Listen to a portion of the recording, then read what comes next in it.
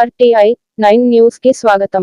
సంగారెడ్డి జిల్లా సదాశివపేట పట్టణంలో శనివారం రోజు కాంగ్రెస్ పార్టీ ఆధ్వర్యంలో ముఖ్య అతిథులుగా డీసీసీ జిల్లా అధ్యక్షురాలు నిర్మల జయప్రకాష్ రెడ్డి వారి ఆధ్వర్యంలో జిల్లా ప్రధాన కార్యదర్శి కంది కృష్ణ, పట్నం సుభాష్, యువకులు నాయకులు తదితరులు ముఖ్య నాయకులు పాల్గొన్నారు. News reporter Mallesham, Sangareddy division incharge.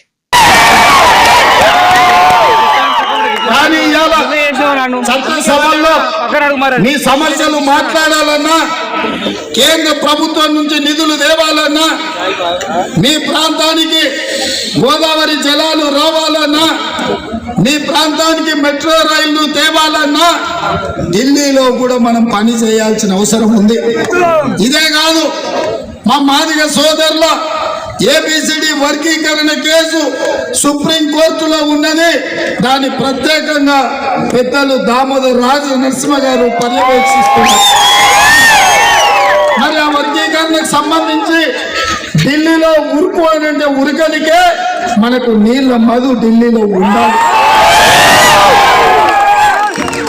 ఇదే కాదు, మా ముదిరాజ్ సోదరులు బీసీ డి గ్రూప్ నుంచి బీసీ ఏ గ్రూప్ లోకి మారవాలన్నా ఆ కేసు కూడా సుప్రీం కోర్టులో ఉంది. మరి న్యాయవాదుల దగ్గరికి పోవాలన్నా, సుప్రీం కోర్టులో బలమైన వాదన వినిపించాలన్నా నీల మధు ఢిల్లీలో ఉండాల్సిన అవసరం.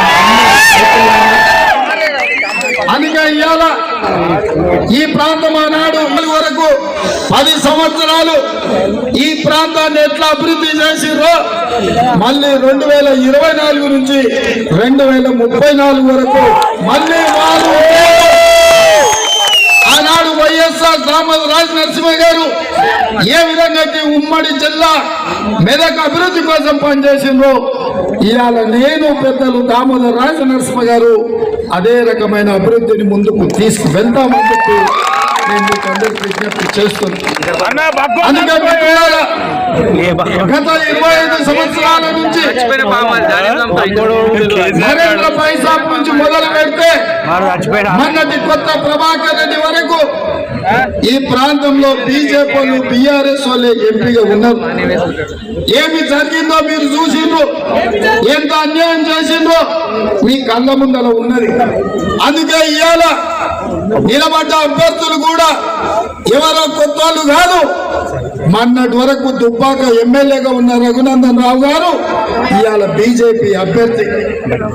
ఇష్టాపూర్తో పాటు 14 గ్రామాలు కానీ, కొండపోచమ్మ రిజర్వాయర్లో కానీ ఈ ప్రాంతంలో ప్రాజెక్టులలో మెదక్ జిల్లా రైతులను ముంచి పోలీసులతో తండించి పోలీసు బూట్లతో తొక్కించిన దుర్మార్గుడు ఎవరైనా ఉన్నారంటే ఈనాటి పార్లమెంట్ అభ్యర్థి. ఆయనకు ఆల్రెడీ అదేవిధంగా అక్కడ సోదరులు చెప్తున్న గిన్నె ఆయన దుకాణం ఉంది. మీ భూములు ఆక్రమించుకొని మీ ఆస్తులు మల్లన్న సాగర్లో ముంచి 1000 కోట్లు సంపాదించి అవి సరిపోలేదని 100 కోట్లు కేసీఆర్ పరిశ్రమకి ఇచ్చి మళ్ళా ఎంపీగా మీ దగ్గరకు వచ్చేది.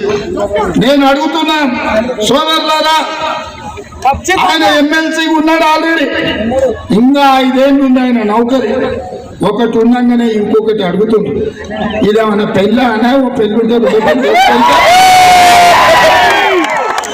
కుర్చీ మీద కుర్చేస్తారా? కుర్చీ మీద ఏమన్నా కుర్చేస్తారా? లేకపోతే పెగ్గు మీద పెగ్గేసినట్టు కేసీఆర్ మరి వేసినప్పుడు ఇచ్చిండు, టికెట్ దిగినప్పుడు ఇచ్చిండు. ఏడాది తిరగకుందే మళ్ళీ ఎంపీ టికెట్ ఇచ్చిండు. ఇవాళ బీఆర్ఎస్ అభ్యర్థి ఓడిపోతే ఆయనకు ఊడేది ఏంటి లేదు, పోతే ఒక 400-500 కోట్లు పోతాయి.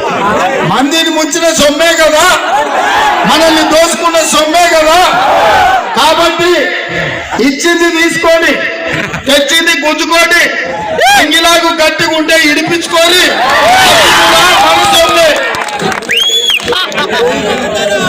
అన్ని తీసుకున్నాక తూర్పు తిరిగి దండం పెట్టమని చెప్పి అందుకే మిత్రులారా నిన్న మొన్న బీజేపీ నాయకులు ఈ దేశ ప్రధానమంత్రి నరేంద్ర మోడీ గారు అమిత్ షా గారు వచ్చింది 10 ఏళ్ళు వాళ్ళే కదా ప్రధానమంత్రికి ఉన్నది హోంమంత్రికి ఉన్నది తెలంగాణ రాష్ట్రానికి వచ్చినప్పుడు మనం ఏం ఆశిస్తాం పెద్దలు వచ్చినప్పుడు పెద్ద మనుషులు వచ్చినప్పుడు ఏమన్నా తెస్తారేమో తెలంగాణకి ఏమన్నా ఇస్తారేమో అనుకున్నా నేను గతంలోనే ఆయన పోయి అడిగిన మా పటాన్ చెరువు రామచంద్రాపురం వరకు మాకు మెట్రో రైలు కావాలి అని ఇస్తారేమో అనుకున్నా మన మూసీ రివర్ డెవలప్మెంట్ ఫ్రంట్ కి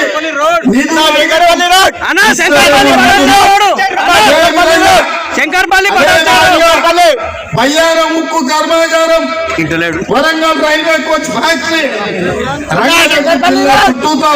ఐటీ పరిశ్రమల కోసం అనుమతులు ఇస్తాడేమో అనుకున్నాం ఇవేమీ లేదు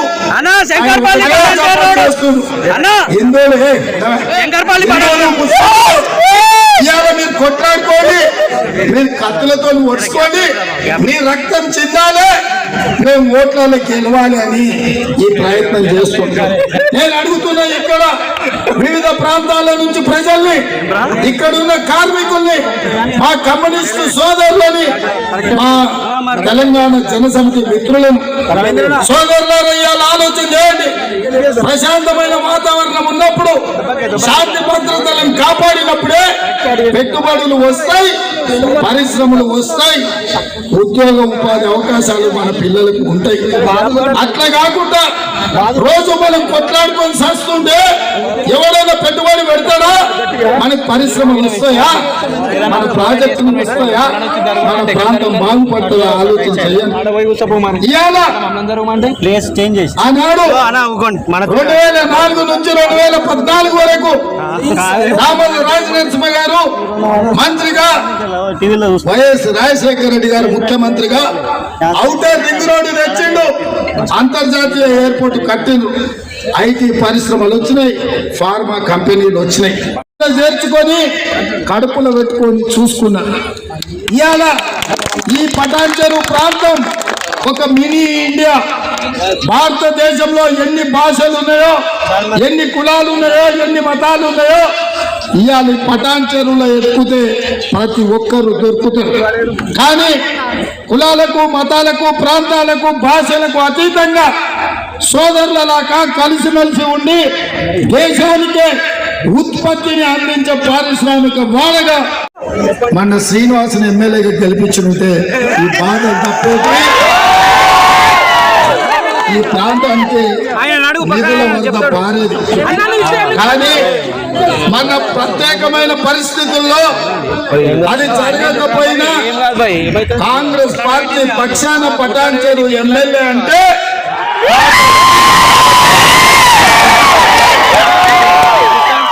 కానీ చట్టసభల్లో మీ సమస్యలు మాట్లాడాలన్నా కేంద్ర ప్రభుత్వం నుంచి నిధులు తేవాలన్నా మీ ప్రాంతానికి గోదావరి జలాలు రావాలన్నా మీ ప్రాంతానికి మెట్రో రైళ్లు తేవాలన్నా ఢిల్లీలో కూడా మనం పని చేయాల్సిన అవసరం ఉంది ఇదే కాదు మా మాదిగ సోదరుల ఏబిసిడి వర్గీకరణ కేసు సుప్రీం కోర్టులో ఉన్నది దాన్ని ప్రత్యేకంగా పెద్దలు దామోదర రాజనరసింహ గారు పర్యవేక్షిస్తున్నారు మరి ఆ వర్గీకరణకు సంబంధించి ఢిల్లీలో ఉరుకు అని అంటే ఉరకనికే మనకు నీళ్ళ మధు ఢిల్లీలో ఉండాలి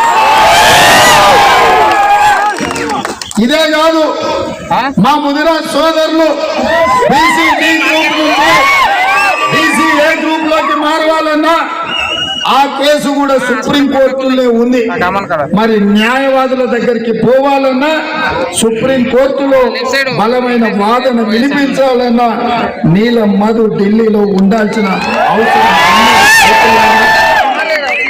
అందుకే ఇవాళ ఈ ప్రాంతం ఆనాడు వరకు 10 సంవత్సరాలు ఈ ప్రాంతాన్ని ఎట్లా అభివృద్ధి చేసిర్రో మళ్ళీ 2024 నుంచి 2034 వరకు మళ్ళీ వారు ఆనాడు వైఎస్ వైఎస్ఆర్ రాజ్ నరసింహ గారు ఏ విధంగా అయితే ఉమ్మడి జిల్లా మెదక్ అభివృద్ధి కోసం పనిచేసిండ్రో ఇవాళ నేను పెద్దలు దామోదర్ రాజ నరసింహ గారు అదే రకమైన అభివృద్ధిని ముందుకు తీసుకువెళ్తామని చెప్పి నేను మీకు అందరికీ విజ్ఞప్తి చేస్తున్నాను. అందుకే మిత్రులారా, గత 25 సంవత్సరాల నుంచి నరేంద్ర పైసాబ్ నుంచి మొదలు పెడితే మొన్నటి కొత్త ప్రభాకర్ రెడ్డి వరకు ఈ ప్రాంతంలో బీజేపీ వాళ్ళు బీఆర్ఎస్ వాళ్ళే ఎంపీగా ఉన్నారు. ఏమి జరిగిందో మీరు చూసిండ్రు, ఎంత అన్యాయం చేసిండ్రో మీ కళ్ళ ముందల ఉన్నది. అందుకే ఇవాళ నిలబడ్డ అభ్యర్థులు కూడా ఎవరో కొత్త వాళ్ళు కాదు. మొన్నటి వరకు దుబ్బాక ఎమ్మెల్యేగా ఉన్న రఘునందన్ రావు గారు ఇవాళ బీజేపీ అభ్యర్థి. కృష్ణాపూర్తో పాటు 14 గ్రామాలు కానీ, కొండపోచమ్మ రిజర్వాయర్ లో కానీ, ఈ ప్రాంతంలో ప్రాజెక్టులలో మెదక్ జిల్లా రైతులను ముంచి పోలీసులతో తండించి పోలీసు బూట్లతో తొక్కించిన దుర్మార్గుడు ఎవరైనా ఉన్నారంటే ఈనాటి పార్లమెంట్ అభ్యర్థి. ఆయనకు ఆల్రెడీ అదేవిధంగా అక్కడ సోదరు చెప్తున్న గిన్నె ఆయన దుకాణం ఉంది. మీ భూములు ఆక్రమించుకొని మీ ఆస్తులు మల్లన్న సాగర్లో ముంచి 1000 కోట్లు సంపాదించి అవి సరిపోలేదని 100 కోట్లు కేసీఆర్ హరీశ్రావుకి ఇచ్చి మళ్ళా ఎంపీగా మీ దగ్గరకు వచ్చేది.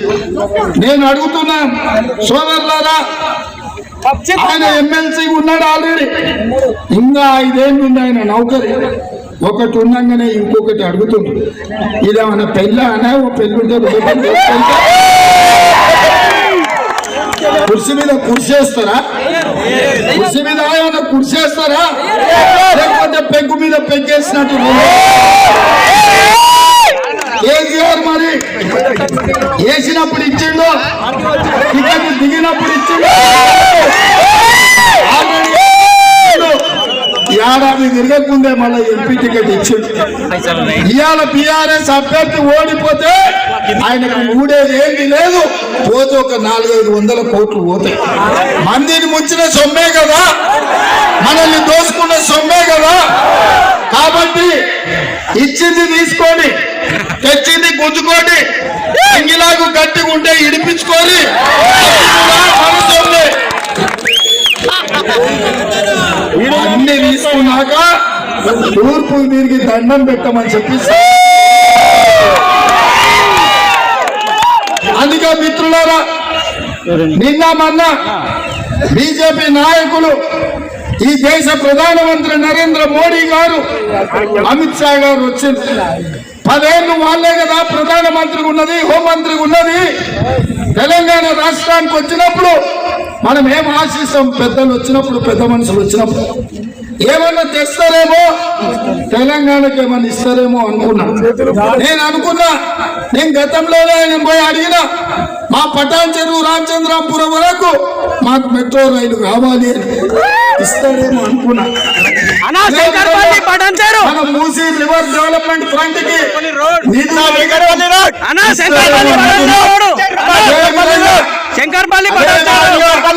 బయ్యారం ఉక్కు కర్మాగారం, Warangal railway coach factory, IT పరిశ్రమల కోసం అనుమతులు ఇస్తాడేమో అనుకున్నాం. ఇవేమి లేదు.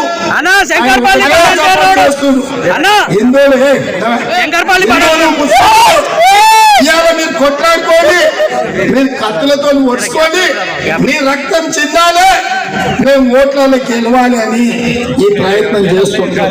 నేను అడుగుతున్నా, ఇక్కడ వివిధ ప్రాంతాల నుంచి ప్రజల్ని, ఇక్కడున్న కార్మికుల్ని, మా కమ్యూనిస్టు సోదరులని, మా తెలంగాణ జనసమితి మిత్రులను, సోదరులారా, ఇవాళ ఆలోచన చేయండి.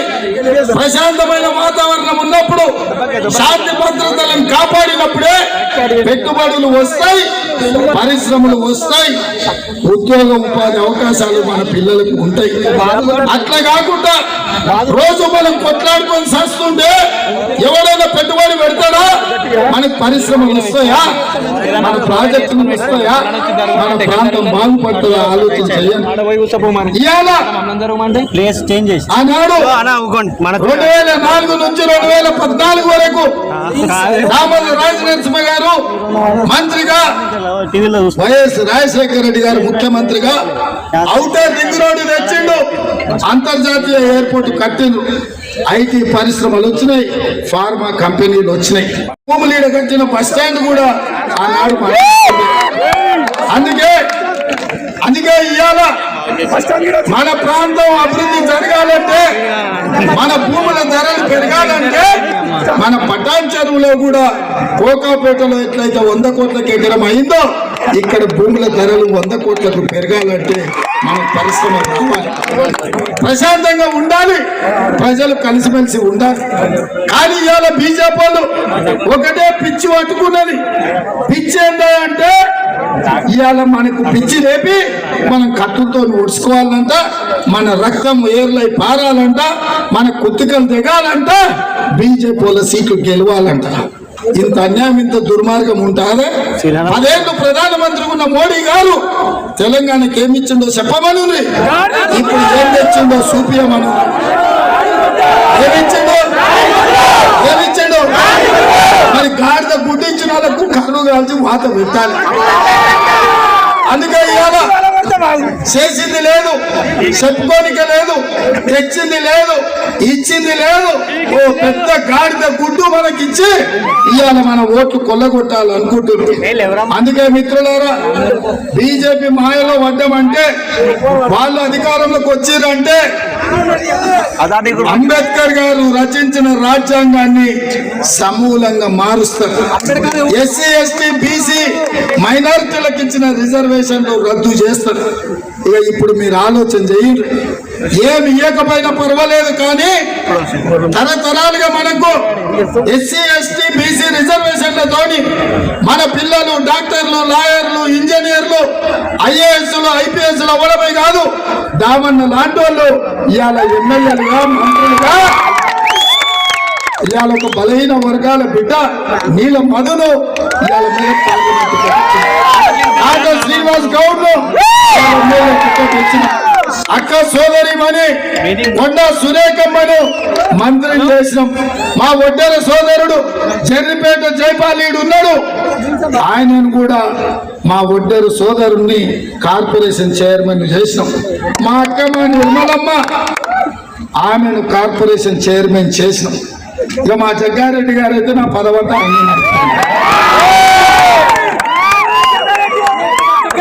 వారే ముఖ్యమంత్రి కార్యాలయం మొత్తం పెత్తనం ఆయనదే, నాదేంది లేదు. స్టాంపే నేను ఇంతమంది దగ్గర